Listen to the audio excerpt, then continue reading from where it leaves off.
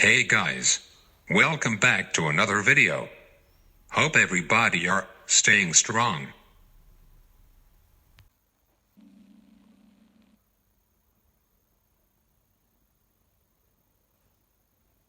My ex-girlfriend, 31, cheated on me, 27 male, with one of her customers. Now, 7 months later she's asking me to take her back. Uncharacteristically for her, she's begging and crying and showing tons of remorse. Should I consider giving her a chance? I dated my ex-girlfriend for nearly 2 years. I thought we had a good relationship, and that we were progressing as a couple. She always told me she loved me. And I loved her too, of course. I pretty much thought we were gradually working our way toward getting married. We adopted a puppy together. My career is as a personal trainer and fitness coach, and she is the assistant manager of a Pete's coffee shop. We had a 1-bedroom apartment together in the nice part of the city. Eventually, in a discussion that shocked me, my ex-girlfriend told me that she was in love with someone else and would be moving out. Apparently one of the regulars at her coffee shop is a somewhat well-known, but still C-list actor, and she had been seeing him behind my back. I was totally blindsided by this. I thought it was totally unfair of her to throw our 2-year relationship away like that.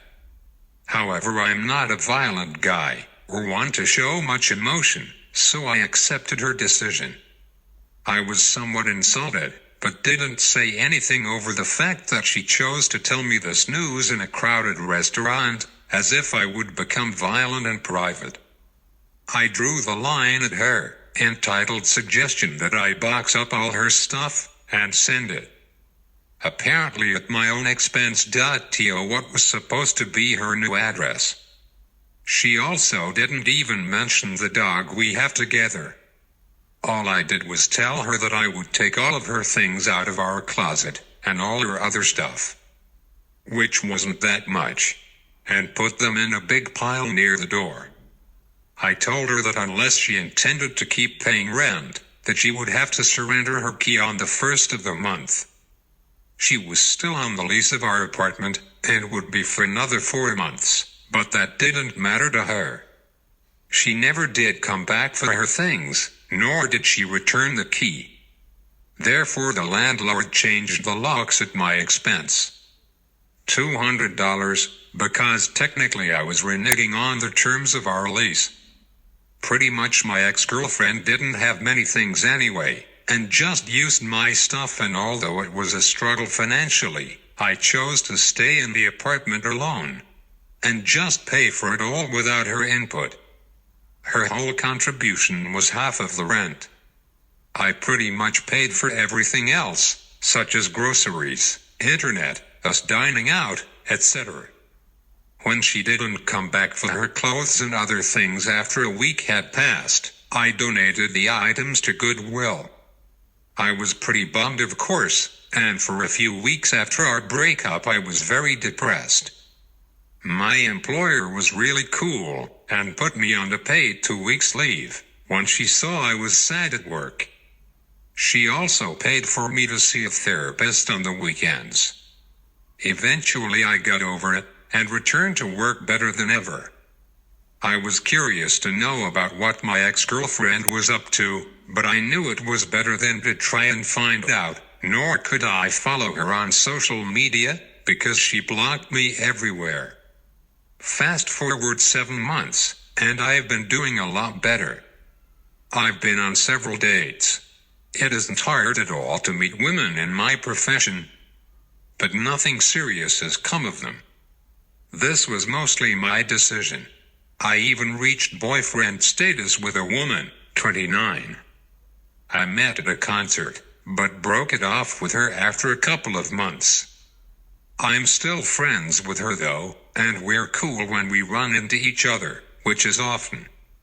I realize that in a lot of ways, I still kind of miss my life from when I was with my example.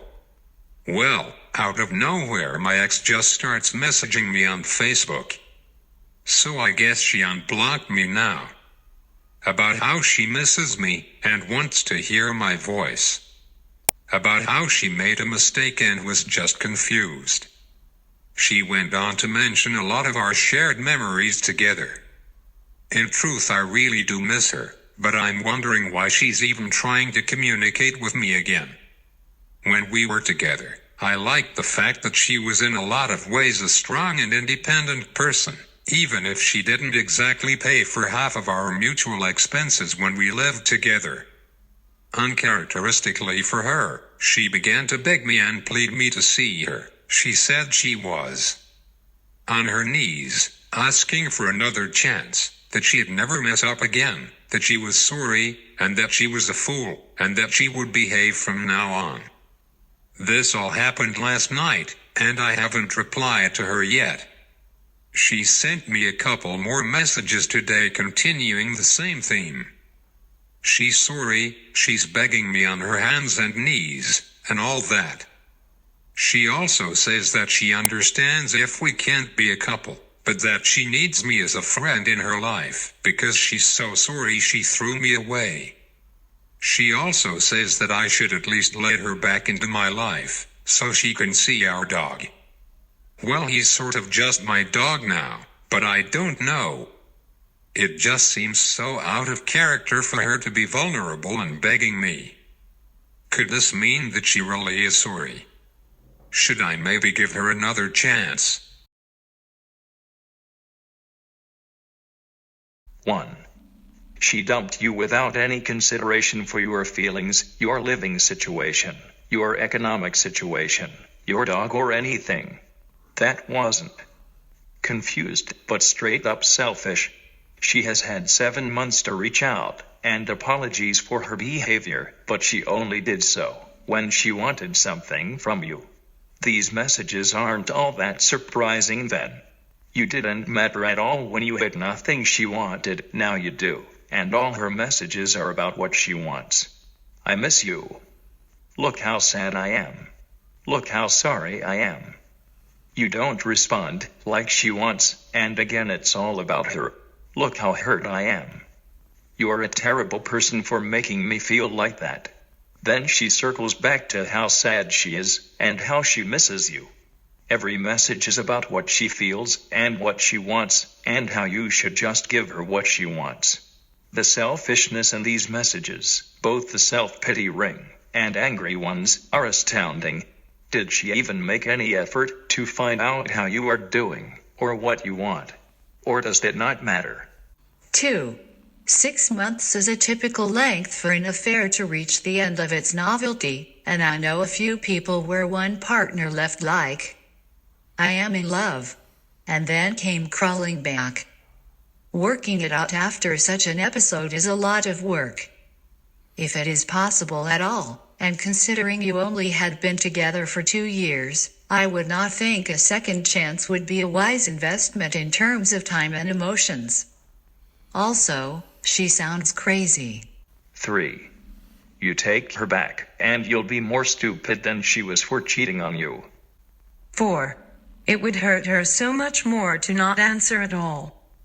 If you say one word to her, she will latch back on like a leech and never let go.